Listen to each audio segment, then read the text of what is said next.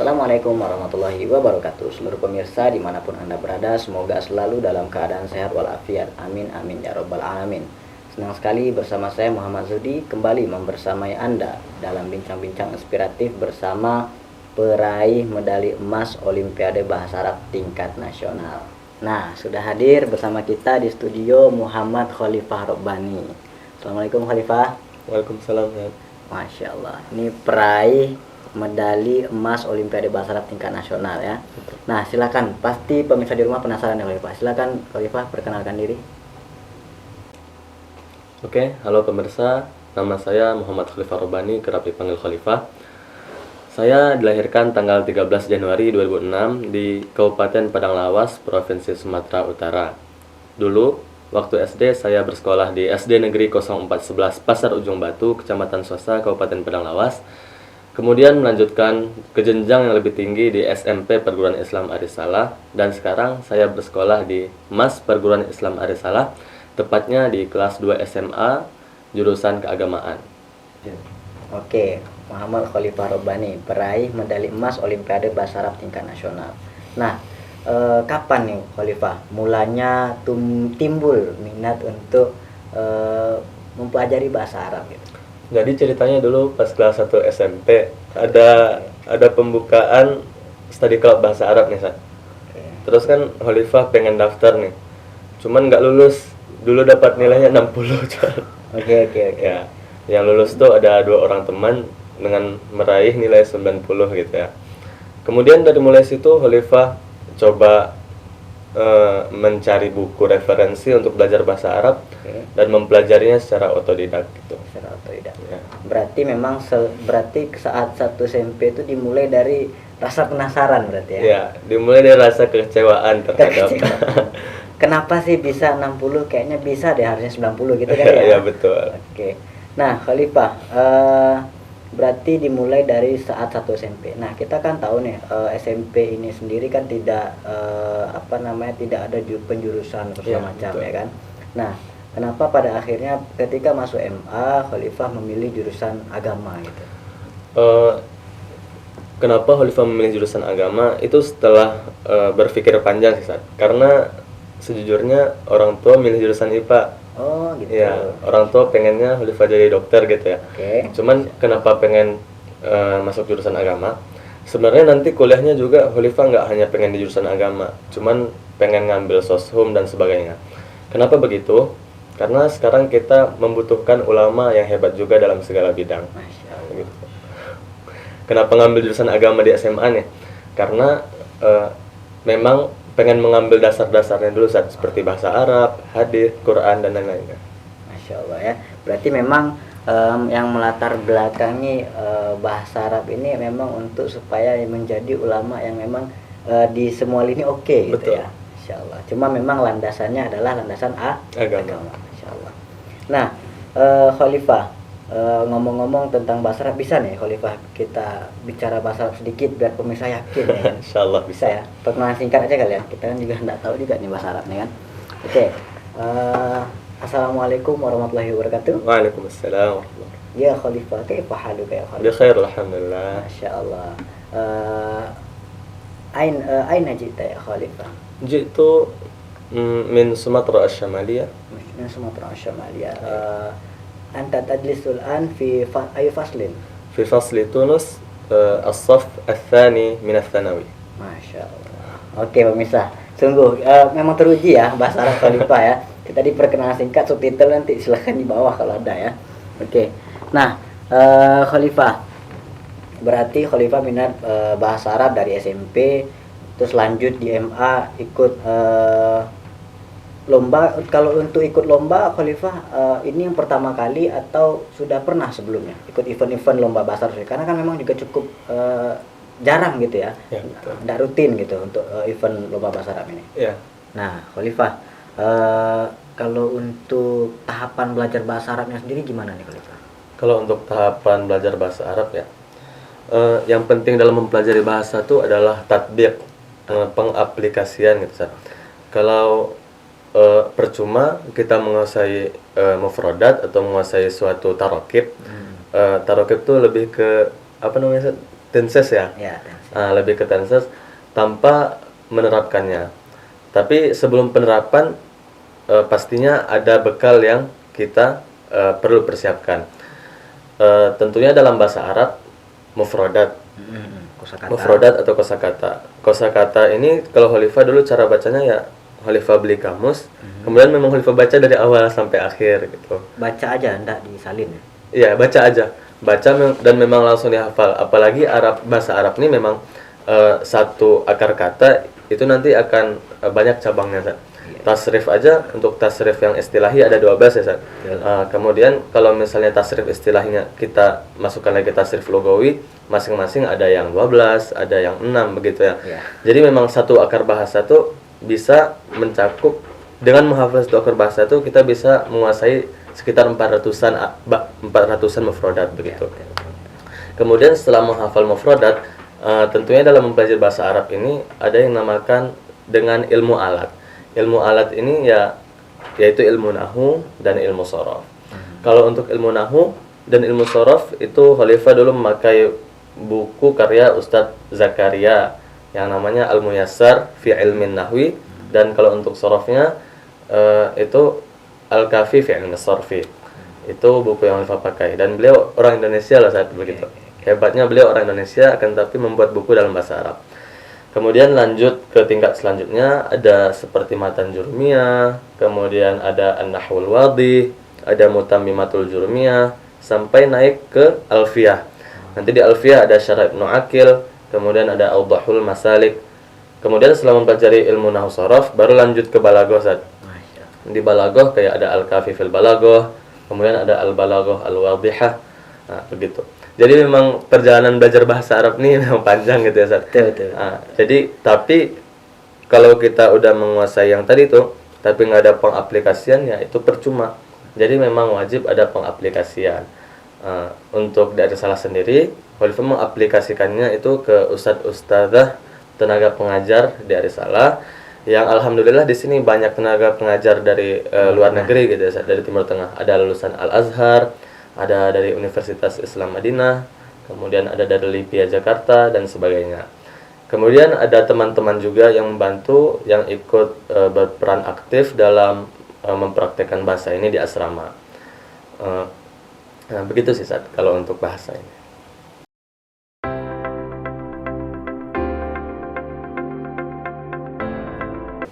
Oke, baik pemirsa, kembali lagi bersama kami dalam bincang-bincang inspiratif kita bersama narasumber inspiratif kita. Nah, Khalifah, bisa jelaskan sedikit nggak kepada pemirsa kita apa sih OBA itu gitu? Jadi OBA atau Olimpiade Bahasa Arab itu adalah suatu event perlombaan yang diselenggarakan oleh MGMP Bahasa Arab Nasional. Apa itu MGMP Bahasa Arab Nasional? MGMP Bahasa Arab adalah Majelis Guru Mata Pelajaran Bahasa Arab. Jadi 5 tahun lalu MGMP Bahasa Arab mencanangkan suatu event perlombaan, yaitu Olimpiade Bahasa Arab, karena minimnya perlombaan dalam mata pelajaran tersebut. Sehingga tahun 2022 ini ini adalah yang kelima kalinya MGMP Bahasa Arab melaksanakan Olimpiade Bahasa Arab. Begitu. Oke. Ngomong-ngomong Khalifah, Olimpiade Bahasa Arab ini perlombaannya gimana gitu, Olimpiadenya ini? Olimpiade Bahasa Arab ini di bawah 2 kementerian, karena banyak kategorinya nih. Ada kategori SMA negeri, ada SMA swasta, ada MA negeri, ada MA swasta. Kemudian ada SD, ada SMP negeri, ada SMP swasta dan sebagainya. Maka Olimpiade Bahasa Arab ini di bawah 2 kementerian, yaitu Kemendikbud dan Kemenak. Yang biasanya KSM hanya di bawah Kemenak dan KSN hanya di bawah Kemendikbud. Untuk Olimpiade Bahasa Arab ini di bawah 2 kementerian langsung. Dan langsung di bawah pengawasan P4TK Bahasa. Makanya kemarin lombanya di Jakarta Selatan ya, langsung di pusatnya di P4TK Bahasa, begitu. Oke, baik. Nah, Khalifah, dengar-dengar nih Khalifah sebelum mendapat medali emas di tingkat nasional juga sempat juara 2 di tingkat kota dan juara 1 di tingkat provinsi, benar ya? Iya, betul. Nah, tentu pemirsa di rumah penasaran nih Khalifah, bagaimana perjuangan Khalifah di tingkat kota dan bagaimana perjuangan Khalifah di tingkat provinsi? Jadi dulu pas tingkat kota itu memang yang mengikuti dari Arisalah ya Zat. Dan alhamdulillah yang lanjut ke tingkat provinsi dari Arisalah. Jadi karena dulu Khalifah ikut kepanitiaan di acara Mapadi dan di acara open house perguruan Islam Arisalah, makanya pembelajarannya tuh kurang efektif gitu. Oke, jadi terbagi fokus barangkali ya. Ya, terbagi fokus. Oke. Berarti harusnya kalau ndak ikut kepanitiaan bisa juara 1 kali ya. Allah a'lam. Allah, Masya Allah. Nah, kalau di tingkat provinsi nih, saingan waktu itu berapa nih Khalifah? Tingkat provinsi itu ada sekitar 19 kabupaten ya saat di Kota Padang, Sumatera Barat. Ada 19 kabupaten di Sumatera Barat, yang tidak ikut tuh cuma Mentawai.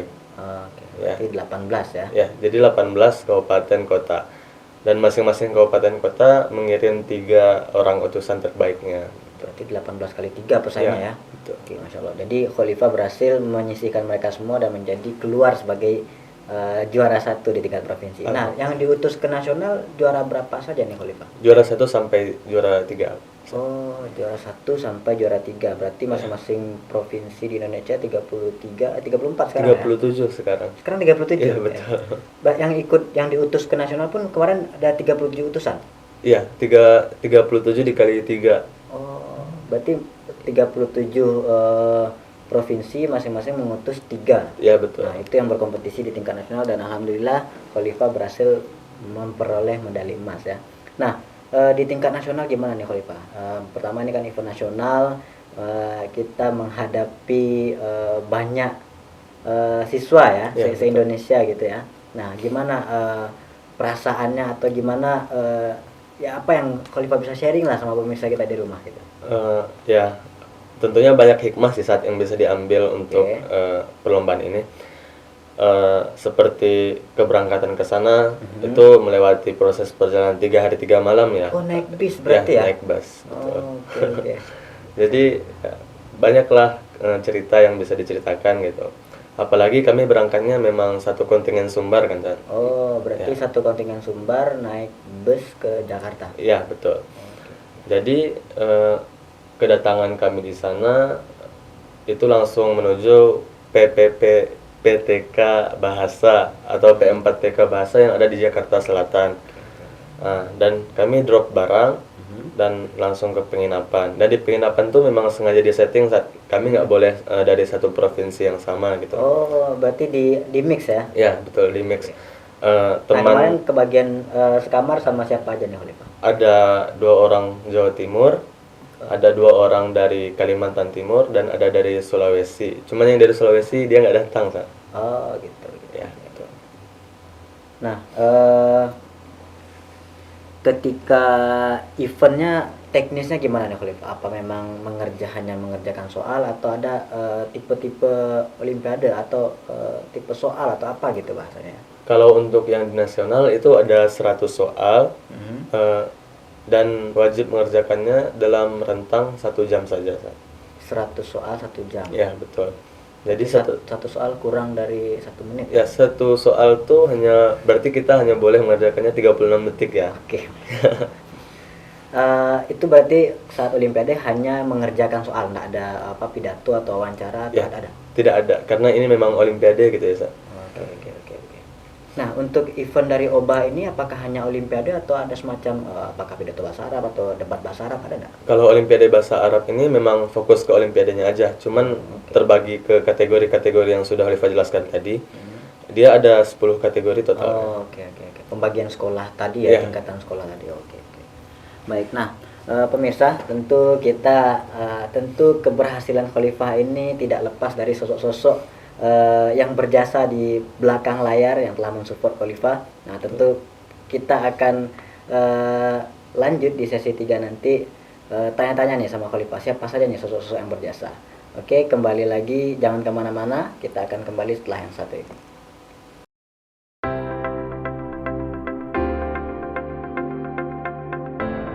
Oke, baik, masih bersama kami dalam segmen terakhir bincang-bincang bersama tokoh inspiratif kita, Muhammad Khalifah Robbani. Nah, Khalifah, tentu dalam perjuangan Khalifah sampai akhirnya menjuarai atau mendapatkan medali emas di tingkat nasional ini, nah tentu ada sosok-sosok yang berjasa gitu ya di balik keberhasilan khalifah. Nah, Betul. siapa-siapa saja khalifah sosok-sosok yang berjasa ini? Tentunya sosok yang paling berjasa untuk setiap perjuangan khalifah yaitu orang tua yang telah mendukung penuh setiap pilihan khalifah, di mana khalifah dulu memilih jurusan agama, sedangkan orang tua menyuruh khalifah untuk masuk jurusan IPA dan mengambil kuliah kedokteran. Akan tapi khalifah bilang, "Abi, Umi, khalifah pengen masuk jurusan Timteng, pengen masuk jurusan agama." Itu alasannya karena negeri kita ini membutuhkan ulama yang memang berperan aktif dalam setiap lini kehidupan. Karena Rasulullah SAW sendiri itu mencontohkan kepada kita untuk berperan aktif dalam setiap aspek kehidupan. Rasulullah adalah seorang presiden, seorang sastrawan, seorang sosiolog, seorang yang paham hukum, seorang yang pintar dalam strategi perang, seorang yang memang sudah sepatutnya lah kita untuk mencontohnya dalam setiap aspek. Jadi dulu pas orang tua menyuruh khalifah untuk masuk IPA nih, khalifah bilang kayak gitu, "Mi, Abi, khalifah pengen masuk jurusan Timteng aja ya, biar di Indonesia ini kita bisa melahirkan sosok-sosok yang meniru Rasulullah SAW, sehingga Indonesia kedepannya menjadi negara yang lebih baik," begitu. Karena memang yang kita harapkan ulama di Indonesia ini berperan aktif dalam bidang politik, dalam bidang hukum dan sebagainya, begitu. Kemudian sosok kedua yang sangat berjasa dalam perjuangan khalifah tentunya ada guru-guru yang inspiratif dan inovatif yang ada di perguruan Islam Al-Risalah. Terkhusus kepada guru bahasa Arab seperti Zahnaisha, kemudian ada Zatisma yang memang sudah mendukung penuh baik dalam pelatihan atau dalam perlombaan. Kemudian yang ketiga ada Panitia Oba Nasional dan tim MGMP Bahasa Arab Sumbar yang dimana telah membersamai ketika lomba, telah membersamai setiap selama di perjalanan, telah memberikan banyak hikmah, banyak inovasi dan banyak motivasi yang bisa khalifah gunakan dan khalifah jadikan acuan untuk mengambil sikap ke depannya. Kemudian sosok keempat yang bisa khalifah masukkan ke dalam kategori orang berjasa ini tentunya teman-teman, di mana mereka yang telah memberikan semangat dan telah memberikan sokongan penuh kepada khalifah untuk mengikuti dan untuk mengikuti setiap agenda dan setiap perlombaan yang ada, begitu. Oke, Masya Allah ya, luar biasa, ternyata banyak juga ya yang berjasa di balik perjuangan khalifah hingga meraih medali emas di tingkat nasional ini. Nah, khalifah, tentu pemirsa yang nonton di rumah ada nih yang minat juga bahasa Arab, cuman dia perlu ini nih, perlu motivasi nih dari khalifah. Kira-kira mungkin nggak seperti pemirsa di rumah ini yang mereka hanya sekolah negeri, mereka bisa untuk menjuarai Olimpiade Bahasa Arab tingkat nasionalnya juga, khalifah? Ya, sangat mungkin, Sa. Oke. Apalagi kalau khalifah motivasi belajar bahasa Arab itu cuma satu, Sa. Karena kita muslim. Oke. Dan Al-Quran itu diturunkan dengan bahasa Arab ya, Sa. Tanpa bahasa Arab kita nggak bisa memahami Al-Quran, nggak bisa memahami hadis gitu. Jadi kalau untuk caranya ya di sini khalifah mengutip perkataan Imam Syafi'i aja. Lan tanalal ilma illa bisittah. Sa'umbika an tafsiliha bibayanin. Dzakaun wa hirsun wa ijtihadun wa bulghatun wa suhbatu ustadzin wa tulu zamanin. Apa tuh khalifah artinya? Tidak akan tercapai ilmu kecuali dengan 6 hal, Ustaz. 6 perkara ya? Ya, 6 perkara. Yang pertama tentunya kecerdasan. Oke. Kalau untuk kecerdasan ya nggak kita ragukan ya, Ustaz. Insya Allah orang-orang Indonesia ini cerdas. Tapi kalau di dalam Al-Quran itu walaqad yassarnal Qur'ana lidzikri fahal min mudzakir. Allah telah memudahkan Al-Quran untuk dihafal, untuk diingat, untuk disebut. Pertanyaannya ada nggak yang mau belajar gitu, Ustaz? Jadi kalau untuk kecerdasan insya Allah semua bisa, tergantung ada nggak yang mau belajar gitu. Kemudian yang kedua, hirsun. Hirsun adalah antusias kita dalam mempelajari sesuatu. Tanpa antusias, tanpa niat yang kuat, kita tidak akan bisa mempelajari dan menguasai sesuatu. Atau hasrat yang kuat gitu ya? Betul, hasrat yang kuat gitu, Sa. Kemudian yang ketiga ada ijtihad. Ijtihad itu berjuang.